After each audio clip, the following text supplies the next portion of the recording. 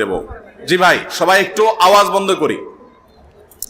এরপরে প্রশ্ন হলো, যারা নিরপরাধ কোন ব্যক্তির বিরুদ্ধে কুৎসা রটায় বা তাকে হেয় প্রতিপন্ন করার উদ্দেশ্যে অপপ্রচার করে, ইসলামী শরীয়ত মোতাবেক তাদের ব্যাপারে সিদ্ধান্ত কি? তারা কি শাস্তি পেতে পারেন? আর যাদের বিরুদ্ধে কুৎসা রটানো হলো তিনি প্রতিদান স্বরূপ কি পাবেন? ভাইরা আমার, যদি কোনো নির্দোষ মানুষকে কেউ মিথ্যা অপবাদ দেয়, তাহলে সেটা সবচেয়ে জঘন্য কবিরা গুনাহ মহাপাপগুলোর মধ্যে থেকে একটা। কোরআনে কারীমের সূরা হুজুরাতের মধ্যে আল্লাহ রাব্বুল আলামিন আমাদেরকে গীবত করতে যেমন নিষেধ করেছেন, একইভাবে নিষেধ করেছেন ওয়ালা তাজাসসু, তোমরা একে অন্যের পেছনে দোষ আবিষ্কার করার জন্য লেগে পড়বে না, খোসায় খোসায় মানুষের দোষ বাইর করবে না। তাও আবার যদি ডাহা মিথ্যা কথা বানিয়ে কারোর চরিত্রে কালিমা লাগানোর চেষ্টা করা হয়, সেটা যেই করুক, যে উদ্দেশ্যেই করুক, সেটা সম্পূর্ণ হারাম এবং সবচেয়ে বড় হারামগুলোর একটা। কারোর দোষ আছে সত্য, সেটা তার পেছনে বললে তাকে বলা হয় গীবত। আর কারোর দোষ নাই সেটা যদি তার পেছনে বলা হয়, সেটাকে বলা হয় তোহমত বা মিথ্যা অভিযোগ। এই গীবতের অপরাধের ভয়াবহতা কত বেশি আমরা জানি। নবী সাল্লাল্লাহু আলাইহি ওয়াসাল্লাম মেরাজে গীবতকারীর শাস্তি কেমন হবে, সেই মক শাস্তি জাহান্নামে তাকে আল্লাহ দেখিয়েছেন। তাহলে সত্য কথা একজনের দোষ আছে, সেটা পিছনে শুধু বললাম, এর কারণে যদি এই ভয়াবহ হয়, তাহলে একটা মানুষ নির্দোষ, তার পিছনে যদি আমি মিথ্যা অপবাদ দেই, তাকে দোষী বলি, অথচ তিনি দোষী না, তাহলে সেক্ষেত্রে তার ভয়াবহতা কত জঘন্য হবে, গীবতের চাইতে কত ভয়াবহ, সেটা বলার অপেক্ষা রাখে না। আল্লাহ তাআলা কোরআনে কারীমে এই জাতীয় কাজ যারা করে তাদের সম্পর্কে বলেছেন, তাহসাবুনাহু হাইয়িনা, তোমরা কারোর চরিত্র নিয়ে প্রশ্ন তোলো, মিথ্যা কথা বলো, এটাকে তোমরা হালকা জিনিস মনে করো, ওয়াহুয়া ইনদাল্লাহি আযীম, অথচ এটা আল্লাহর কাছে অনেক বড় অপরাধ, বিশাল বড় অপরাধ।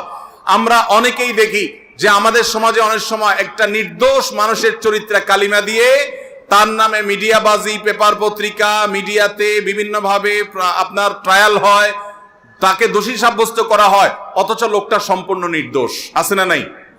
এরকম নির্দোষ মানুষকে দোষী হিসাবে সমাজের মানুষের কাছে দেখানো হয়, তুলে ধরা হয়। যারা এই কাজ করে আল্লাহর জমিনের সবচেয়ে নিকৃষ্ট মানুষগুলোর একটি।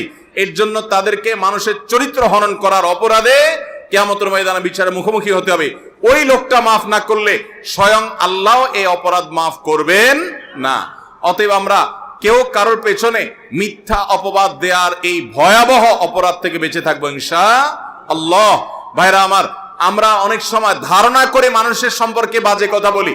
আল্লাহ বলেছেন যে এরকম ধারণা করা যাবে না, ইন্না বা'দায-যান্নি ইসম, কিছু কিছু অপরাধ ধারণা মানুষের প্রতি যে মন্দ ধারণা করেন, এটা গুনাহ।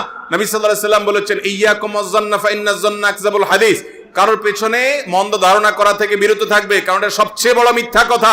ভাইরা আমার, ফেসবুকের এই যুগে আমরা কিছু পাইলেই হইল, সত্য অসত্য যাচাই করার খোঁজ খবর নাই, ধুমায়া সেটাকে আমরা প্রচার করে বেড়াই। অনেক সময় দেখা যায় একটা লোক ইসলাম বিদ্বেষী, হয়তো একটা লোক বেনামাজি, হয়তো একটা লোক খারাপ, কিন্তু তার ব্যাপারে একটা মিথ্যা কথা তুলে দিল, সে খারাপ হয়েছে, সেজন্য কি তার নামে মিথ্যা বলা জায়েজ হবে? মুসলমান কারোর ব্যাপারেই মিথ্যা কথা বলতে পারে, এমনকি কেউ যদি আল্লাহর দুশমন হয়, নবীর দুশমন হয়, তারপরেও তার চরিত্রে কালিমা দেওয়া, তাকে মিথ্যা অপবাদ দেওয়া ইসলামে জায়েজ নাই, হারাম হারাম হারাম। মুসলমান কখনো কারোর চরিত্রে কালিমা দিতে পারে? আমাদের সমাজে এখন মানুষের কাছে সবচেয়ে জনপ্রিয় গুনাহ হলো এটা, সবচেয়ে জনপ্রিয় গুনাহ হলো মানুষের ব্যাপারে বাজে কথা বলা, মন্তব্য করা, রসিয়ে রসিয়ে। এগুলো আমাদের খুব মজার একটা কাজ হয়ে গেছে। আল্লাহ তাআলা আমাদের এই ভয়াবহ গুনাহ থেকে বেঁচে থাকার তৌফিক দান করুন। আরেকজনের ব্যাপারে মন্তব্য করতে সাবধান।